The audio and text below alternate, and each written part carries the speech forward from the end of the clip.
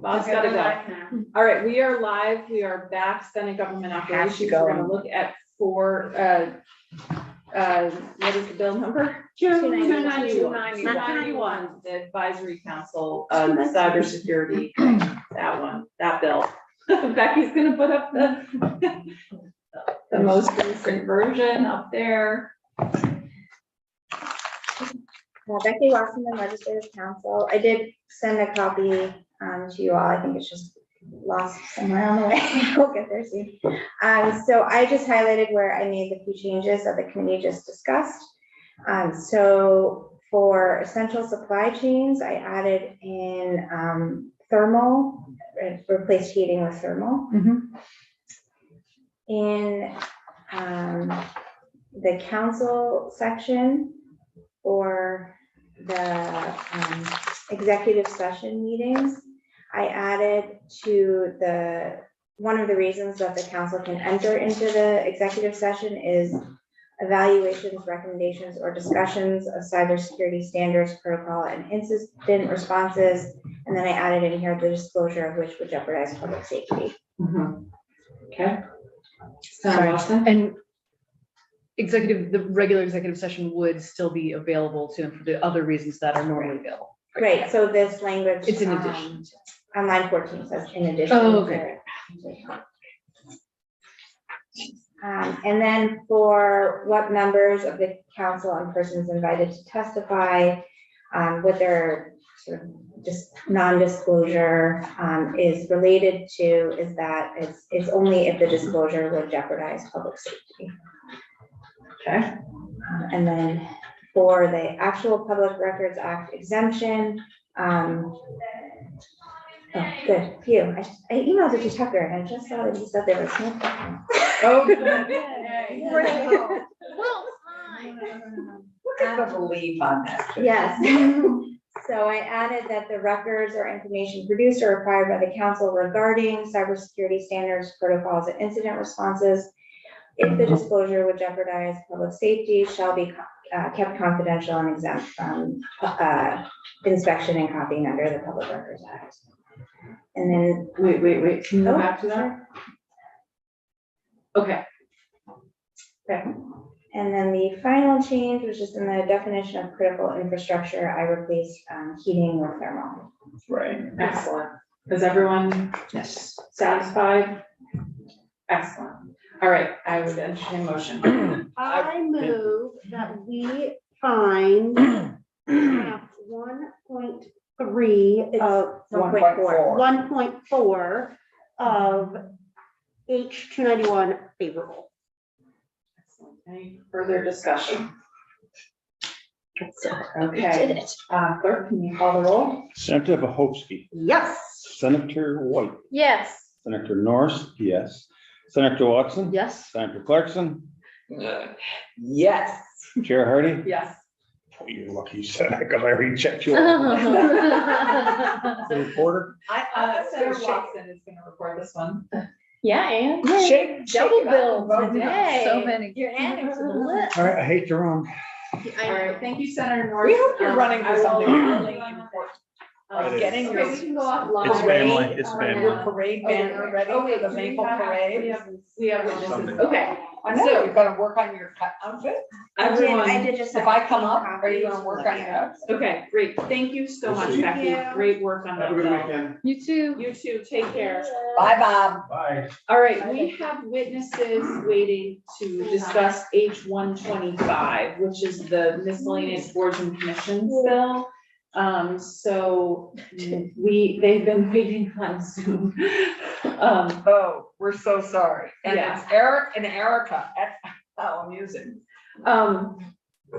Eric and Erica. Hi, Eric, and hi, Erica. Thank you so much for waiting. Sorry, we got started late because our floor session went late. We had to vote some bills out, but we're happy you are with us. We're gonna introduce ourselves to you since you haven't been with us yet.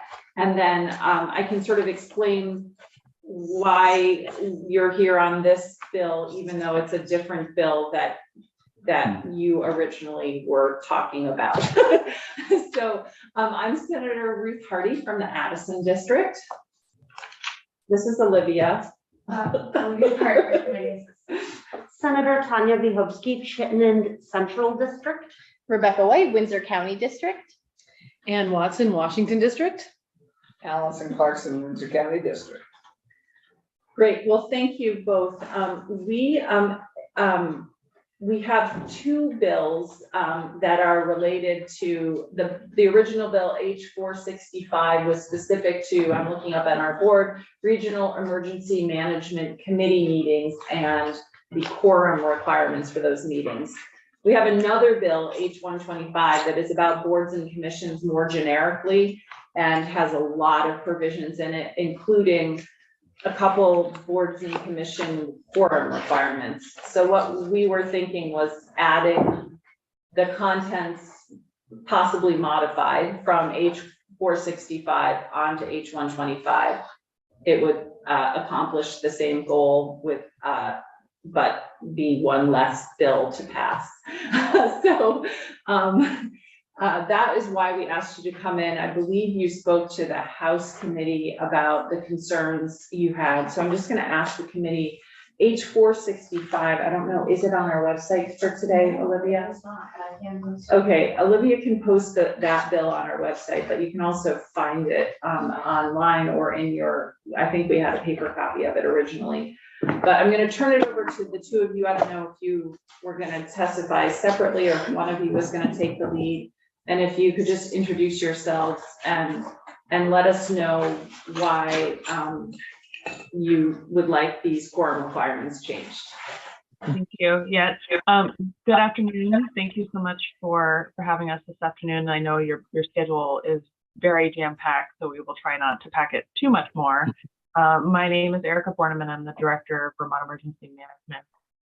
And with me today is our Deputy Director, Eric Forand, and who's also from Addison County. And he's a lead for this bill, so I'm going to quickly hand it over to him, but I just want to express my thanks that we had a couple of minutes of your time this afternoon. Thank you. Yeah, good afternoon. I'm Eric Forand. I'm the Deputy Director, so I thank you for the time to propose this bill. It's something that we've been working on and we hope to rectify through the new language. So Olivia, there was some slides. Were you able to present those?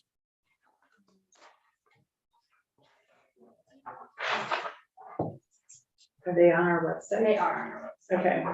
Are they under Eric's name? Okay. Do you want me to? Do we want them on the screen or do you want just look at them on your own screen? I have to. Then our white, do you I have don't a have- screen? Okay, so we'll put them up on the big screen since two people don't have their screens. Okay. Okay, so thanks for taking the time. We can go to the next slide. So what I want to do is a little bit of backstory about the REMCs, where they came from, what they do, and then get to the problem that we're trying to solve. So the genesis of the REMCs, as you can see, is in 2021, the local emergency planning committees started to, they went from a bunch of local emergency planning committees to one. So we wanted a local emergency planning committee to take their place. So that's what occurred through 2021 per section 20 of VSA and then section 6. So that happened in July, and then September through November was a transition period. So the organizational structure of the LEPC changed, the REMCs came into play. I just wanted to give a timeline there because then what happened is they started doing their work at the beginning of 2022, and we started to see the quorum issue almost immediately.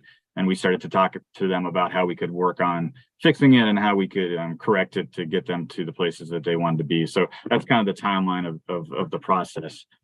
You can jump to the next slide. So this is just a quick visual representation. The REMCs are closely aligned with the regional planning commissions, so the RPCs. So there are 11 RPCs. But you can see in the Northwest and the Northeast, we actually split the RPC coverage area just because of geographically, they were so large that we needed to implement another one. So there'll be 13 regional emergency management committees. And the reason we align them with the RPCs is because the RPCs are their administrative wing, if you will. So they do their notes, their minutes, they post stuff on their website. So they're kind of their administrative arm. Next slide.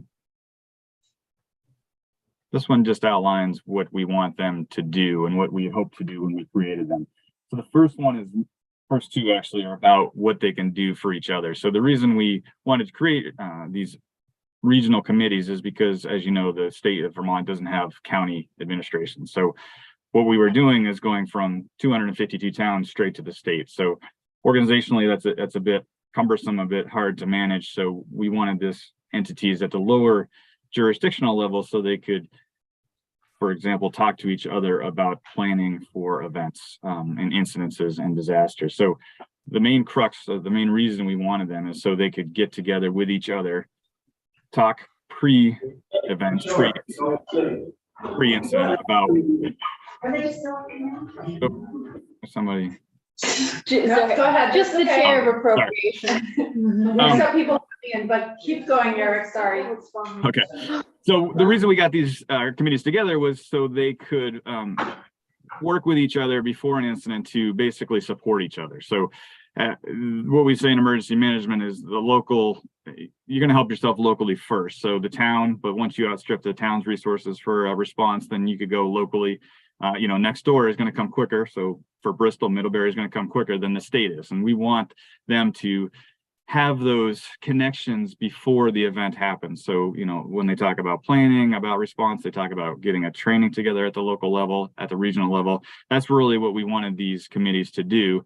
And that goes to bullet number 2, where they're going to submit a regional plan to the state so we know what they can do. But it also codifies what they can do for each other. So it talks about available resources and how they might respond in an emergency. So it gets the groups together talking what we call left of boom before the thing happens, to get their connections, get them understanding what they can do and what capacities they have.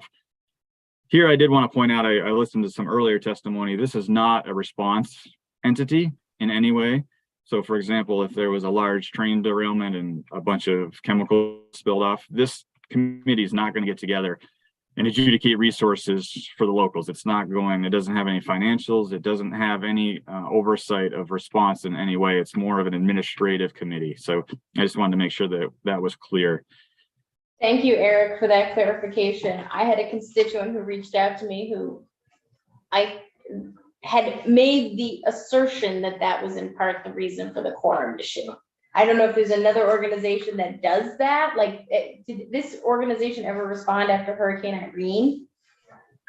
No. So I could see on paper why someone might think that, because all the constituents in this committee, all the members of this committee are the emergency people that would respond during a disaster. You have your local EMDs and you have your emergency services folks. So in an actual event, these people would all be busy somewhere else. But the idea is that when that event actually happens, all of the things that they learned, understood, and communicated during these meetings and during their planning sessions comes up and is easily fluid for them to use, and just happens. I know to call Middlebury to get XYZ resources, and Hancock knows to call Granville, and they know what they have already instead of trying to figure it out, as the wind's blowing and the river's flooding. So I could see how that might come up to a question, so that's why I wanted to point it out.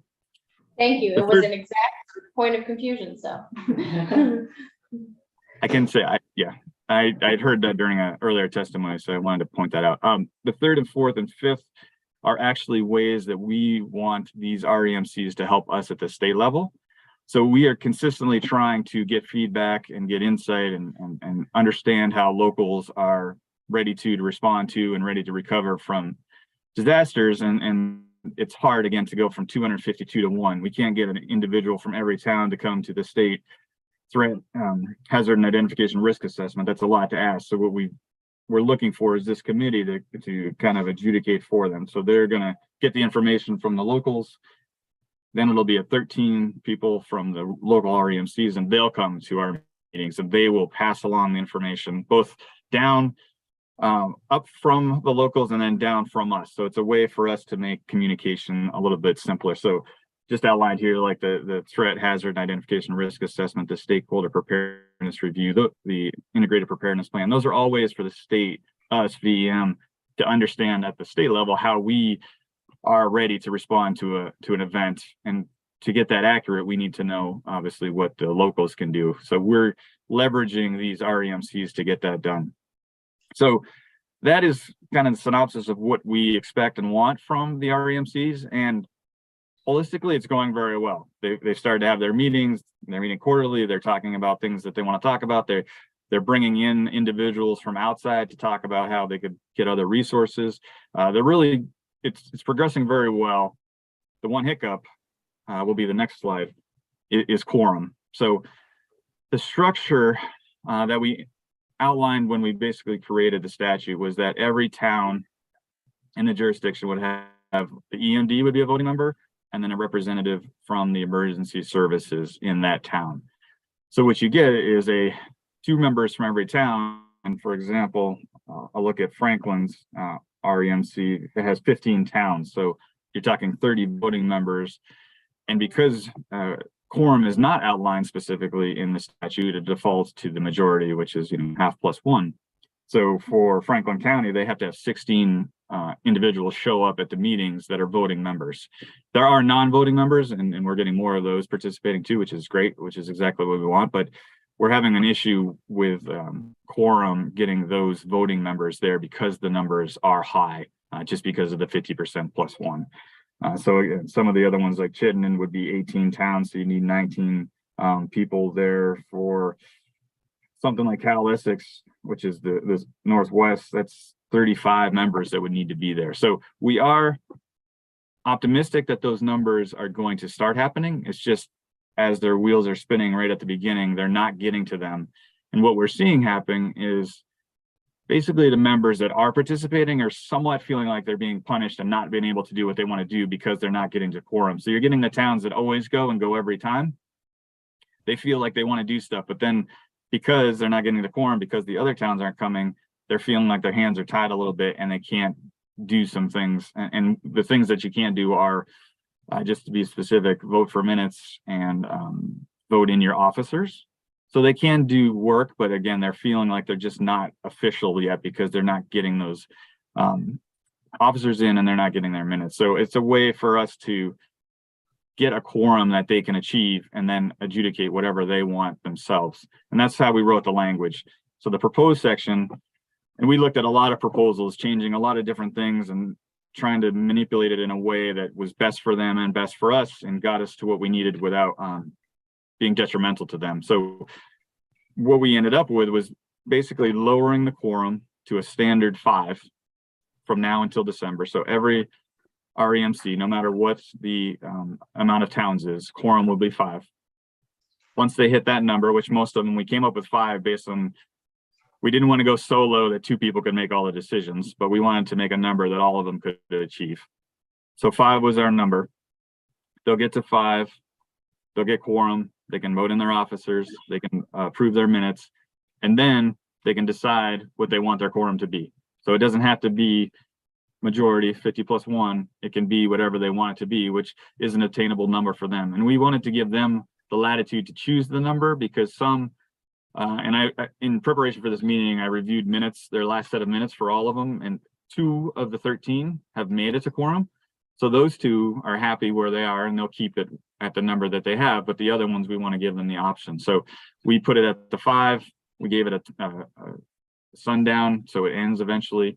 In that time, they get to the quorum, they get to the 5, they reset their number, whatever they think it is, whatever they think is achievable, whatever they think is the most representative of their group. And then they reset their quorum, and then going forward, they just reach that quorum. And then that's what will be in their bylaws. So that's how we decided to try to fix it through the statute. And talking with the lawyers, this was the best option and gave them the most options. So I know that was a lot in 4 slides in about 3 minutes. So is there? That's okay. Thank you. Questions?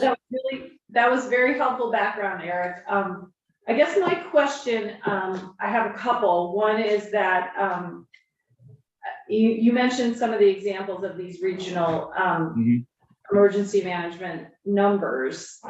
You know, the Northeast Kingdom is 35 members towns, so that would make 70 members, which seems Right. like a crazy big board, period.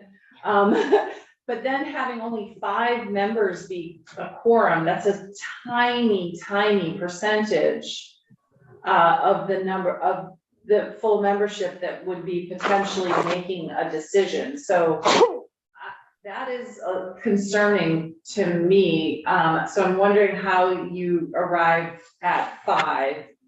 And then the bill as drafted, as passed out of the House, says that Regional Emergency Management Committee may vote at any time to modify its quorum requirement.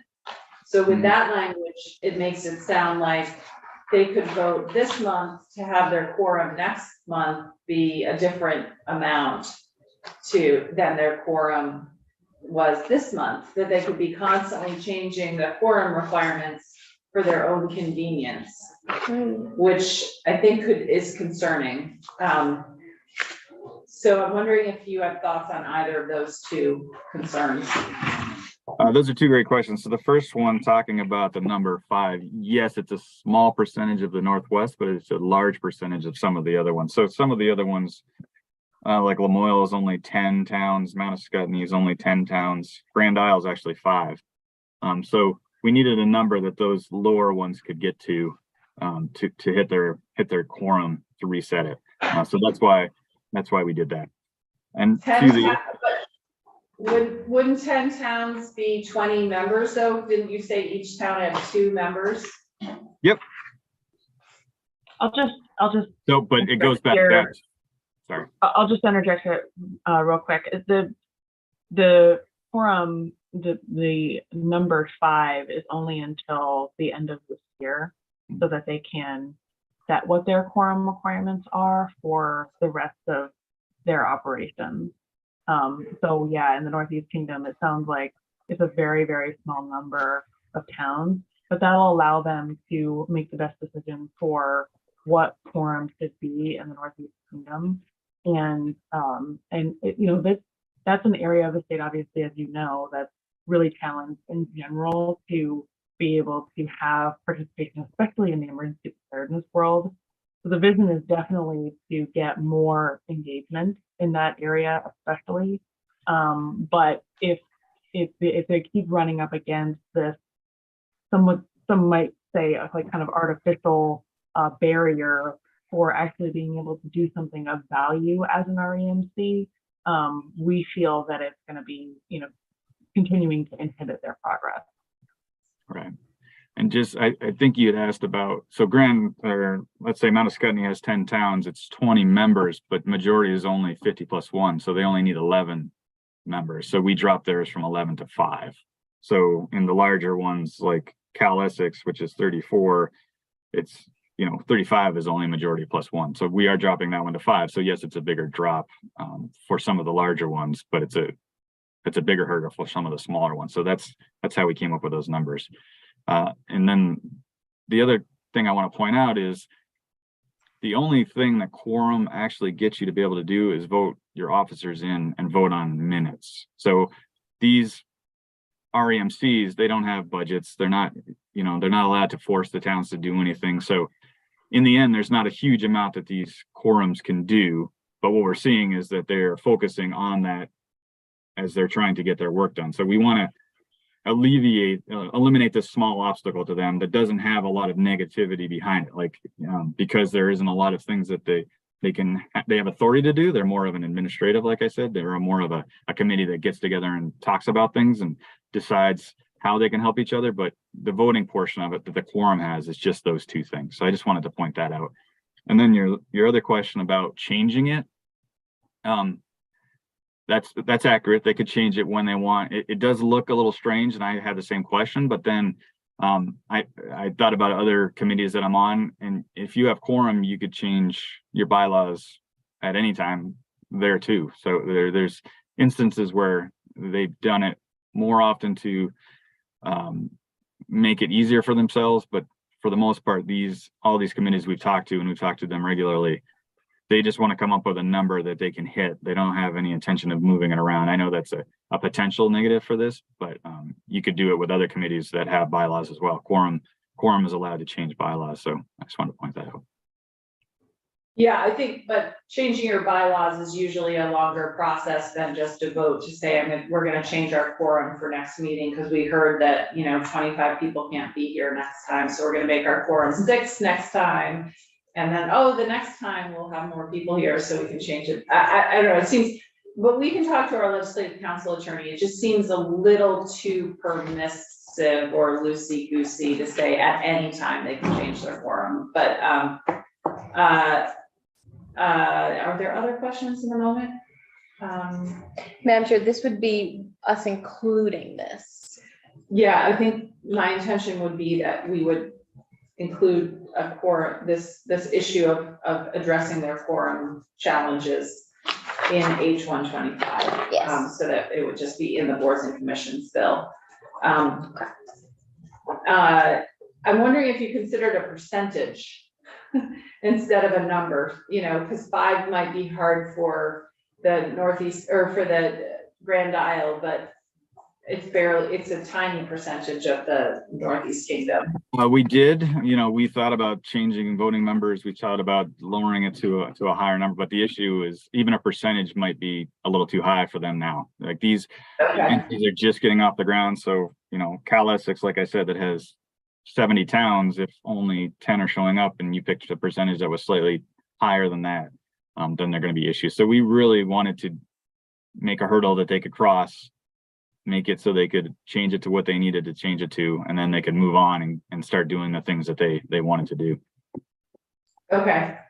But they don't, the planning stuff that they do does not require a vote. Is that, doesn't require quorum? It just is stuff that they do, but does not require quorum. Yeah, so the only plan they create is the regional response plan, which basically has contact numbers and resources. So it's not a, we will do this or you will do that. It's a, I have this and this is who I am type of plan. So yeah, it's not a plan where they have to vote it in. Okay. Senator Watson. Thank you. Wondering, so let's say we set the quorum requirement to 5 in the interim, and then they decide how many is reasonable to them. How long do you think it would take for every group to meet and then make that decision? They are Like, required to meet quarterly. They're required to meet quarterly. So if the 5 for the quorum is until December 31st, 2023, putting a limit on any future number could only extend till 2024. So like by the time we're through 2024, they should have some new number. Even sooner than that, really, if it's quarterly, but right. Thinking out loud. Yeah, our hope is that, again, we went back to the 5 number, that they can achieve that relatively easily now within the next 3 meetings. We'll push it out to them that they need to get that and that it's the level that they can hit, and then they would hit it and be done with it and be at the quorum that they think that they should be at by the end of 23. So 24, they can just continue on with their business. Okay. I'm wondering if what you thought would think about the emergency keeping the interim quorum provision, but then saying that they can vote annually to modify their quorum. So it'd be like 1 time a year, they could decide for this year, our quorum is going to be X. So it doesn't feel like they could do it every quarter and just do it out of convenience for the next meeting because, a lot of people are going to be on vacation or something like that. I know this is not a big deal, but this is what the GovOps committee obsesses over. So I'm just trying to get to a point where we're not setting a precedent or making a public body have really because I think the point of these, it sounds like, is we want a lot of participation in them. We want people to come and feel confident about the work that they're doing. And we want all the little towns in the Northeast Kingdom to just show up and understand what's gonna happen if there is an emergency in their corner of the state. So we don't. We are emergency planners, so we are specificity is making us happy. Yes.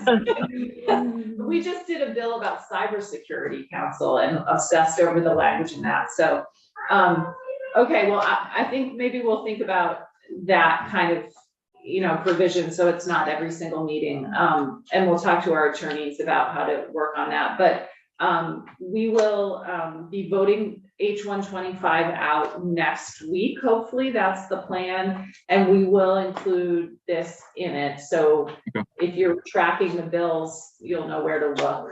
And if I remember, and Olivia can help me remember, we'll send you the language that we decide on after talking to our attorneys, just to make sure you understand it and are okay with it. Okay, that sounds great. Okay, awesome. Thank you so much for your time today. It was really helpful. Thank you very much. Have a great weekend. Have a great You weekend. too. Take care. Okay, so Representative Brumstead is here, and I know you had a question about whether, and I think that someone told me you wanted to testify. So if you don't, then you don't need to hang out. But it's H125, which is the boards and commissions bill. Right, and Representative Murley, yes, he was the reporter of the bill on the floor. I was the sponsor of the bill, but the reason I was the sponsor is I was the only one left from government accountability that also knew what was going on the sunset. So I spoke in their committee with Ledge Council as walkthrough. Because I'm going to talk, what I wanted to talk about was just the government accountability portion of this and how important it is not to lose it in the sunsetting of all the other commissions. Okay. Okay. Well, do you want to come up and chat with us about that? Sure. That would be great. Thank you, because this bill has a lot of stuff in it, and so I'm trying to. I was like, I think there was a reason we invited her. I just get confused when I saw what else was on the agenda, and I thought, oh, I may not fit. No, it's totally fine. We are taking things kind of randomly, especially because we got started late and mixed up our agenda a lot. These next 2 weeks are always. Yeah. So if H125 is on our website. It's really long, so we don't have to print out. But if there's a specific there's the section 2 is about the government accountability. Yeah. Right. So I guess introduce yourself. Yes, I'll do all that. I just wanted to say that I'm going to read only because it was in January when I gave this testimony. Sure. I'm a little bit worried that I'm going to forget something. So for the record, I'm Jessica Brumstead, a state representative from Chittenden 7. And I'm here as a member of the Joint Legislative Committee on Government Accountability. As a member of this committee and also a past member of government operations in the House. That was the committee I was on when I first started, my first 2 years. I was asked to sponsor this bill along with Representative Karen Dolan, who is currently on the government operations. It gets easy to confuse these two names, to stress the importance of government accountability for our legislative body. But first, I think it's important to provide a little history so you know where we're coming from. So in my first year in the legislature, 2016, I was appointed to the House Government Operations Committee. Representative Maida Townsend was the chair then, and during the budget process, we decided to spend some time looking back at our commissions, committees, and boards to understand better the costs that were associated with each, because it was during the budget process. We quickly realized it was not going to be an easy task, and our chair put Representatives John Gannon and Warren Kitzmiller in charge of bringing us back a report. And the report came back and showed that there were many boards and commissions that hadn't met in years, and others that worked all the time. Some were quasi-judicial, others were not. Some were given stipends and staff, and others only received mileage reimbursement. Overall, there was much work to be done. So we introduced legislation to create a sunset commission to hear from the commissions and boards whether it made sense for each to continue and to recommend changes in the interest of equity, Hence, the legislation that you are poised to review today, which at some point, Legislative Council will walk you through all those pieces. But I wanted you to see how I fit into this picture. So what brings me here today is the final piece that went into the report. It's section 2, but it was the final piece. The Joint Committee on Government Accountability asking to be sunsetted. Although I want to state for the record, this does not mean we want government accountability to go away. Actually, just the opposite. Our joint committee, GAC, is what we affectionately called it, believes government accountability is more important than ever, but the responsibility is with all of us and all of our committees throughout this building, not one joint committee. Hence, an amendment being proposed that you'll also see that got wrapped into this bill, I believe, but because I wasn't the reporter of the bill, I'm not exactly sure how that amendment ended up falling. But the Government Accountability Committee was created in Title II, Chapter 28, Section 970, over a decade ago. The House and Senate Government Operations Committees worked together, led by then Senator Diane Snelling, to pass the government accountability legislation.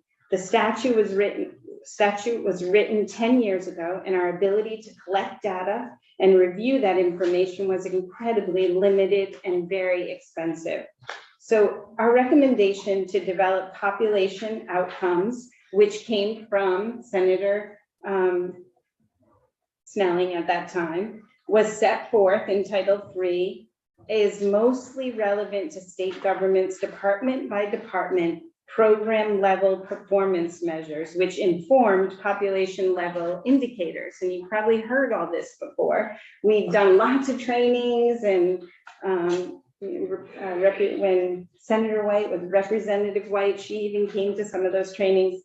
We were really looking at assessing the effectiveness of population level indicators in measuring progress to achieve population level outcomes and annually review population level indicators.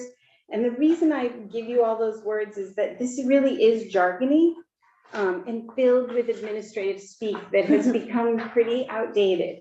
And so essentially what I'm saying is that the state outcomes report is more a picture of what is the conditions of life for Vermonters today. It is not a performance report that can inform the legislature if they're meeting the goals of past legislation or laws. There is a clear need in today's world for something closer to a performance report. For example, 4 years ago, we passed legislation to address the need for more early education providers. And I'm using this as an example because it happens to be the committee I'm on now. We created programs that included scholarships and loan repayment. And then we made sure to put into the legislation how we were going to measure the outcomes and learn that, yes, these programs are working. Then 2 years later, we added to the language based on that information, continuously improving upon our work. When we write legislation with performance goals in mind, we need to also think about how will we know if we are meeting those goals? What can we measure to get at that information? And how much will it cost to set up those systems? When will the committees of jurisdiction go back and look to see if we are meeting those goals?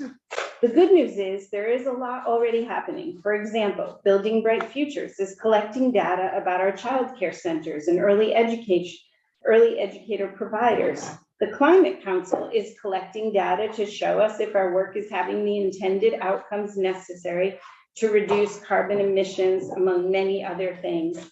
And the Office of Racial Equity, the Health Department, the list of siloed information throughout state government collecting data goes on and on.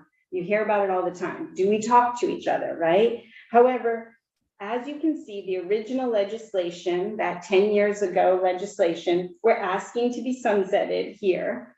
It's because it just wasn't working any longer. It had become outdated, and we found that it would be impossible to update through an amendment. Hence, we are asking that the law be sunsetted. But it is very important that we as a legislature not lose the importance of accountability in government. rather raise it to a level where all legislative committees feel some responsibility to go back and look at the laws we pass to make certain the goals we set out to meet are actually being met. And if not, why not? Does the law need to be tweaked a little?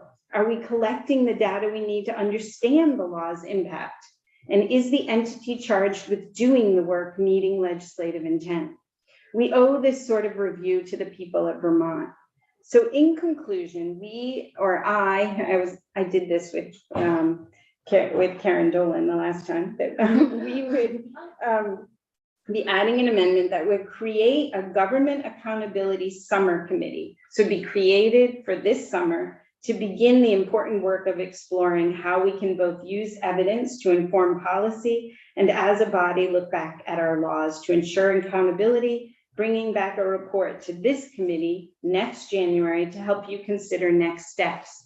And how will we do that? We've already been in contact with NCSL and a few other states that are currently working on having more of a performance note type government accountability. Also, some states have and this is something that our two president pro tems ago, so Senator Ash was interested in, which is having the president pro tem and the speaker come together before the legislature starts to talk about what are the 3 or 4 things that we really need to measure in order, do we want to have a couple of the committees look back at in the first month in January, look back at and see how it's going. For example, this year we might have done that on housing. We might have asked 3 committees to come together and say, did we do it? We put all this money in ARPA dollars, but do we know? Did we have an impact? And if we did, what kind of impact? We could do the same thing in childcare, right? There might be that there's a lot going on in the media and the 2 come together and say, hey, in January, we're going to have these few committees look into their work from 2 years ago, right? And really scrub on that information so that we can be sure, because we all know we could do amendments if we're not getting it done. And that's really how I got involved, because I was the one who went to the committee to ask that we do this. And I've been the one who has really pushed this since my Sounds first like you year. might be on the summer study committee. I didn't realize that was going to happen in all of this. So that will stay in the bill. I don't think any of us are intending to take it out. That we are gonna probably add some language to have that committee also look at the whole issue of compensation for people who serve on these. So I think that and was in the amendment, the compensation piece. it's not strong enough. It's not strong enough, so we have some language to tweak it a little bit. But for now, did you submit that to Olivia, your written testimony? Oh, no, I didn't, but I'd be happy Would to. you mind sending it to her so we can put it on our website? That Yes. would be great. Absolutely. The one other And- piece too, you said about the, I just lost the thought, but the other thing we're gonna be looking at is how do we make sure that our membership on these committees is possible for people? Like, Right. we find exactly. often we're always asking the BIPOC community to participate in every single committee, and it's onerous and not Yeah. possible. So we need to come up with a better way of doing that with our studies. Yeah, I think that's the language we're adding, so, Yeah. yeah. Okay. I'm sorry to be rushing you. No, We no. have to get back on the floor at 4 and Oh. we have witnesses waiting on Zoom. So, Okay. yeah, we have a little session to accept the budget and do a conference committee. So we just did. So, yeah. I didn't know So that. we're gonna move on. Thank you, Jessica. Thank really a you lot. very much. Thank you We're for gonna having me. quickly, we have one more bill that, and we have, so are they both still there? Yes. Okay, Tom, I'm really sorry, we're probably not, he's not there. Okay, you used, tell him that we're gonna have to have him back next week. Yes. Yes, but if you can admit Brian. Oh, Brian, hey, so we're moving on to, H, 495, which is the Middlebury Town Charter change. And I think this one, yes, and this one, Brian Carpenter, thank you for joining us. We're gonna introduce ourselves really quickly. We have to get back on the floor at 4 o'clock, but we've been trying to invite the select board chair, city manager of all the towns that have a charter change. And so that's why we asked you to join us today, just to speak to the Middlebury charter change. So it wasn't just me talking about it. But I'll just introduce the committee really quickly. You know me, I'm Ruth Hardy. I'm one of your two senators. Olivia Parker's our committee assistant. Senator Vyhotsky is from Chittenden Central. Rebecca White from Windsor. Bob Norris is a senator from Franklin. He's not able to be with us at the moment. Ann Watson, senator from Washington County. And then this chair is Senator Allison Clarkson, and she'll hopefully come back at some point soon. But so that's us. If you want to introduce yourself and then just tell us a little bit about the background of why Middlebury is proposing this charter change. Sure. Brian Carpenter, the chair of the Middlebury Select Board, and our treasurer and longtime full-time worker in our finance office had a health issue, and trying to backfill that position, we found it very difficult to get applicants from within our township. And we ended up hiring somebody from Cornwall, which is a neighboring town. During the last few years, also, we've had some issues in minor issues, but some issues the way we were handling it for the annual audit that the auditors would comment on. In looking at our structure, the amount of money that we're handling and the way that we're structured, the treasurer elected position was working for the town. That was a town clerk style position, and the other was worked for the town manager. The finances really are all the responsibility of the town manager for the most part, and we help manage the town clerk's budget. We wanted to bring everything under one roof.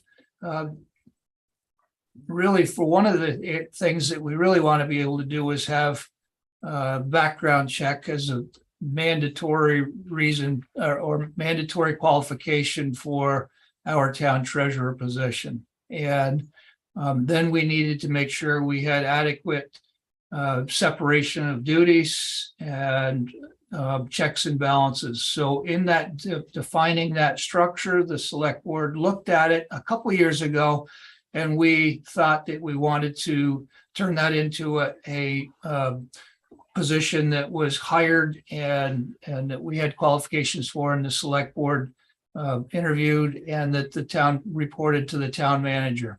In doing that, then when we talked about it, we had what we felt was a good fill at the time that had been elected, and we left it that way.